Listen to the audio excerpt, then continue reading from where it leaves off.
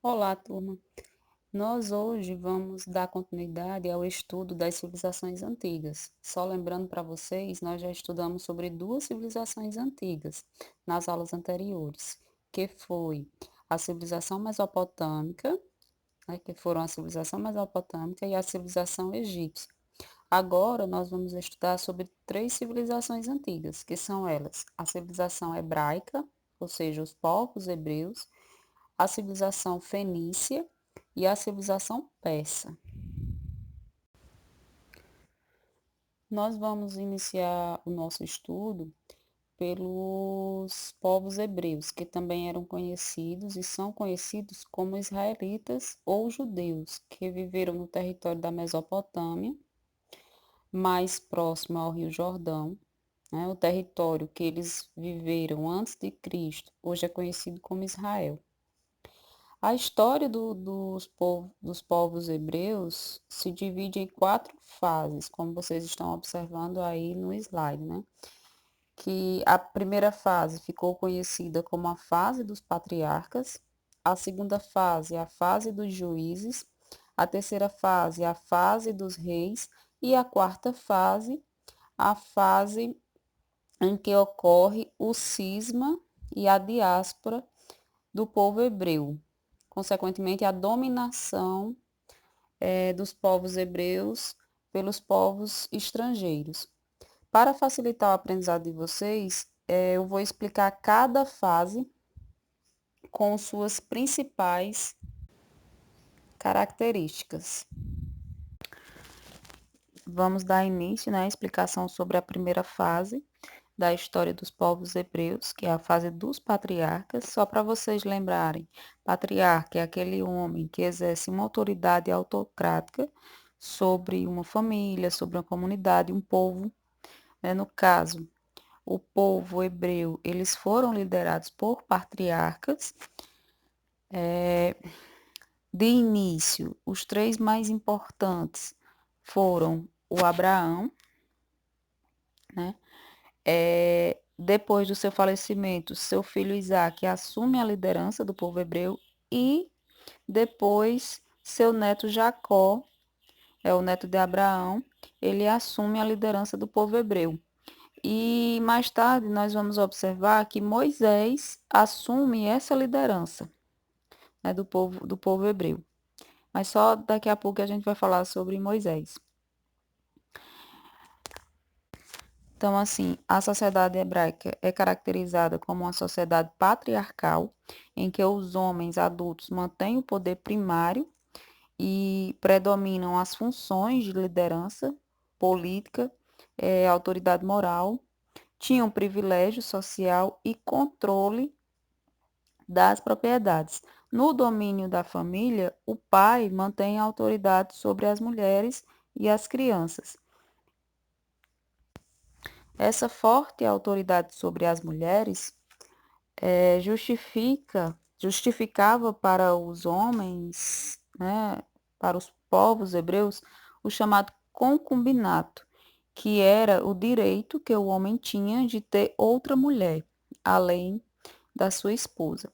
E no caso, os filhos que fossem gerados fora do casamento, no concubinato, não tinham os mesmos direitos na herança que os filhos legítimos.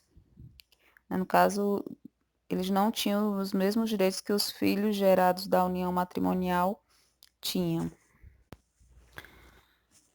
Os povos hebreus eram seminômades, ou seja, eles se estabeleciam por um certo período de tempo em uma determinada região e, devido a questões climáticas ou de guerras, eles migravam para outra região. Os povos hebreus, diferentemente das outras civilizações que já estudamos, seguiam a religião monoteísta, ou seja, a crença em um único Deus, o qual esse Deus era chamado de Javé ou Jeová. Segundo a crença judaica, Deus escolheria determinados membros do grupo, né, para comandar os demais e fazer os planos divinos se cumprirem. No caso, os escolhidos foram Abraão, Isaac, Jacó e Moisés. Foram alguns desses escolhidos, os mais importantes, né, os mais falados da sociedade hebraica. Lembrando que toda essa história da civilização hebraica tem na Bíblia, né? Vocês podem encontrar na Bíblia bem mais detalhado. Eles seguiam como devoção uma das mensagens de Deus, que era crescei e multiplicai-vos, o que fazia com que as mulheres fossem avaliadas pela quantidade de filhos que conseguiam gerar. A partir dos 10 anos, os meninos começavam a ser treinados pelo pai para assumir um papel de destaque. Já as meninas eram cercadas de cuidados desde cedo, preparadas para o casamento. Quando se casavam, tornavam-se propriedade dos maridos. Os povos hebreus viviam do agropastoril, ou seja, da agricultura e da criação de rebanhos. Foi durante a primeira fase da história hebraica que ocorreu o Êxodo, que foi a saída do povo hebreu do Egito, liderados por Moisés. Para vocês melhor entenderem o Êxodo, vou voltar um pouco à história e falar como o povo hebreu chegou ao Egito e se tornaram escravos. Tudo começa com Abraão, quando ele recebe uma presença divina, ou seja, Deus aparece a ele e ordena a Abraão que ele leve o povo hebreu para o seu território, que seria a Palestina.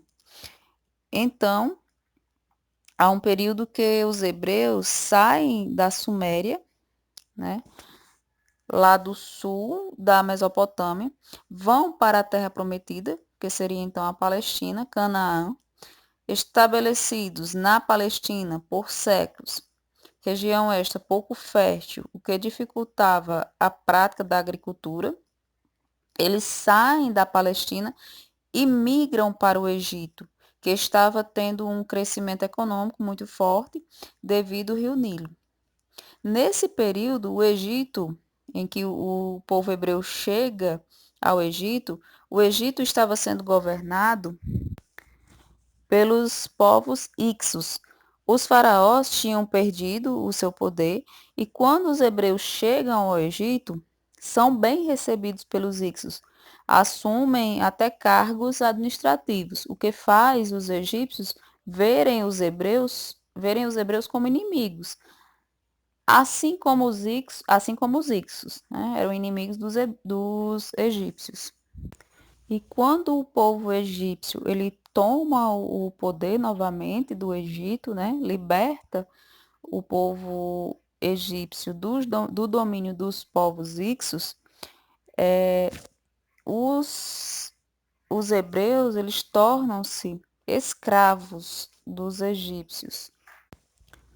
Essa escravidão dura mais ou menos 400 anos, e é aí que surge Moisés, o grande e último patriarca desse momento, que através também da visita de Deus, ele recebe a tarefa de retirar os hebreus do Egito e conduzi-los de volta à Palestina, a terra prometida, configurando aí o êxodo.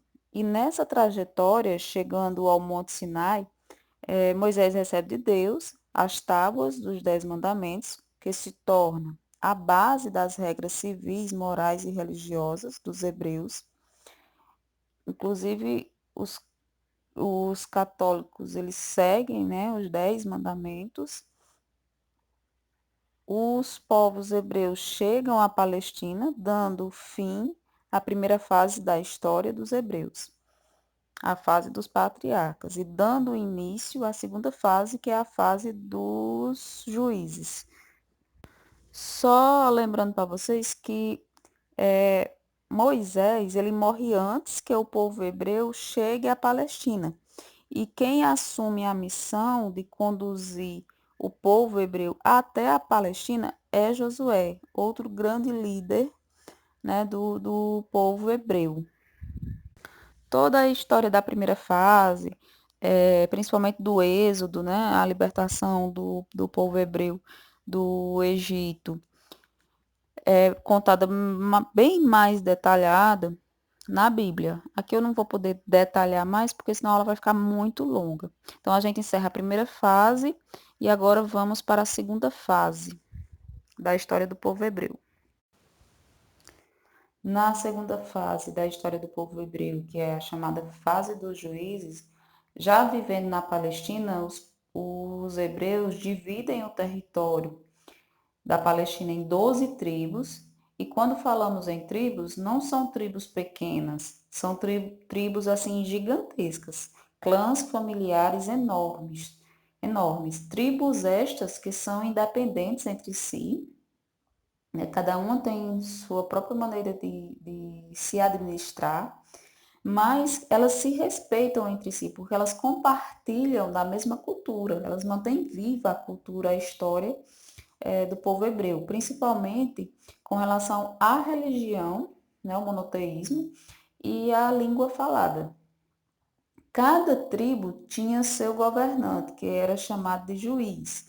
Não era rei, era um juiz que esses juízes eles faziam a legislação dessas tribos, organizavam a sociedade militarmente, organizavam também a economia e a vida social, exercendo assim uma função política nessas 12 tribos. Na terceira fase, a fase dos reis, por volta do ano de 1050 a 1930 a.C., os hebreus passam a serem governados por reis, né, tendo como principais reis Saul, que era um rei guerreiro. Depois veio Davi, que organizou o estado e conquistou Jerusalém, escolhendo esse local para ser a capital política e religiosa do reino. Ele também estabeleceu relações comerciais com regiões distantes e manteve relações pacíficas, inclusive com o Egito, né? E depois dele veio o rei Salomão, que era filho de Davi. Salomão, durante o seu governo, criou uma administração mais organizada e eficiente, promovendo a expansão do comércio com outros povos do Oriente e construiu palácios e templos gigantescos, monumentais, destacando entre esses monumentos o suntuoso Templo de Jerusalém. Na quarta fase, mesmo com toda essa organização administrativa dos reis, a região da Palestina continua pouco fértil e, com a centralização política dos reis, ocorre uma insatisfação do povo quando esse povo não consegue ter acesso aos recursos necessários à sua sobrevivência. Essa insatisfação gera, no caso, a divisão do reino hebreu em dois reinos na Palestina, que é o reino de Israel e o reino de Judá. Essa divisão ficou conhecida como cisma, que no caso a palavra cisma significa divisão. Com essa divisão ocorre o enfraquecimento da organização dos hebreus, ocorrendo dessa forma invasões no território hebraico por outros povos, como os povos assírios, mesopotâmicos e pelos povos romanos, que os dominam, questionando a maneira de viver dos hebreus, principalmente a religião dos hebreus, no caso, o monoteísmo, já que eles, os romanos, eram politeístas. E com a invasão dos romanos, a Palestina, os povos hebreus, para manterem a sua religião, fogem da Palestina e se espalham por várias regiões do mundo. Esse episódio fica conhecido como diáspora, termo que significa dispersão. E depois, lá na frente, a região da Palestina passa a ser ocupada pelos árabes. Então, os povos hebreus perdem a sua terra prometida, voltando para a região após a Primeira Guerra Mundial, em 1920, quando a Grã-Bretanha incentiva o retorno do povo hebreu à Palestina. Só que quando eles chegam lá, quem está ocupando a região são os árabes, o que acaba gerando conflitos de cunho religioso, econômico, político e social, conflitos estes que se estendem até hoje, que são os conflitos entre os muçulmanos e os judeus. Aí encerramos a aula sobre os povos hebreus, lembrando que de início a base da economia dos hebreus era a agricultura, né, e a criação de animais, mas eles também desenvolvem o comércio e existia a escravidão por dívida. Existe também na sociedade hebraica a propriedade privada, existindo dessa forma a desigualdade social, tá bom? Então agora a gente vai para o estudo sobre os fenícios. Agora vamos falar sobre os fenícios e os persas. Os fenícios foram uma importante civilização da antiguidade, de origem semita, que se estabeleceram por volta de 3.000 anos antes de Cristo, entre as montanhas do Líbano e o mar Mediterrâneo. Por se localizar em uma região montanhosa e pouco fértil, os fenícios dependeram do comércio marítimo feito pelo mar Mediterrâneo e, por isso, desenvolveram, para sua época, um moderno sistema de construção de navios à base de cedro. O comércio fenício é dos mais importantes da antiguidade, pois tinha o controle de grande parte do mar Mediterrâneo, onde faziam comércio de escravos, madeira, tintas e vidro com a Grécia, ouro com os egípcios e até bronze e outros metais com a Península Ibérica. Breves relatos apontam que a navegação pode ter chegado à Irlanda, à costa do sul da África e até ao Estreito de Gibraltar. Os fenícios não chegaram a formar um império. Assim, eles se organizavam em cidades-estados, como Biblos, Tiro, Sidon, que eram independentes entre si, que poderiam ter sistemas políticos diversos, desde monarquias hereditárias a conselhos de anciãos no controle administrativo. As cidades, por muitas vezes, disputavam as principais rotas de comércio da região, e apesar da diversidade, os povos fenícios se identificavam pela língua falada, que era o fenício, e pela cultura. A religião fenícia era politeísta, com grande influência da religião dos povos cananeus. Os principais deuses eram Baal, que era na língua fenícia significa senhor, e Astarte, que era a deusa da lua e da fertilidade. Para os seus deuses, os fenícios promoviam oferendas e sacrifícios em rituais comandados por sacerdotes. O alfabeto fenício é considerado o primeiro da história, que deu origem aos alfabetos modernos, que posteriormente foi incorporado pelos gregos, que adicionaram as vogais. O alfabeto fenício era composto apenas pelas consoantes. Aí, depois, com o passar do tempo, os gregos eles adicionaram a esse alfabeto fenício as vogais. Então, o nosso alfabeto tem como referência o alfabeto fenício e, no caso, o grego, né, que foi a junção das vogais com as consoantes. A arte fenícia é muito influenciada pelas civilizações vizinhas, pois como eram povos que viajavam muito pelo comércio, acabavam realizando trocas culturais importantes. Por isso é possível observar sarcófagos similares aos egípcios, ou prédios próximos dos gregos em cidades da região. Então, como eles faziam essas trocas comerciais, eles traziam para as cidades fenícias, muitas vezes, a cultura desses outros povos. O Império Persa, ou Aquemênia, né, de 550 a.C.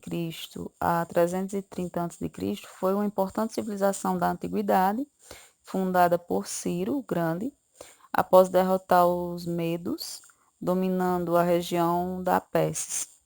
O império ficava localizado no sudoeste asiático, no Planalto iraniano, em uma região seca e pouco fértil, e chegou a dominar parte da Mesopotâmia, Egito também. até as fronteiras com o Império Macedônio. Os principais imperadores foram Ciro, Cambises, Dário I e Dário II, que eram chamados de sátrapas. O Império Persa constituía uma monarquia teocrática, isso falando de política, né, baseada na centralização política, tendo a sua primeira capital Passárgada, depois Susa e Persépolis. Em processo de expansão territorial, os persas dominavam os povos derrotados e praticavam uma política de tolerância em relação aos povos conquistados, permitindo que mantivessem a sua estrutura e cultura, como é o caso dos judeus, que habitavam a Babilônia.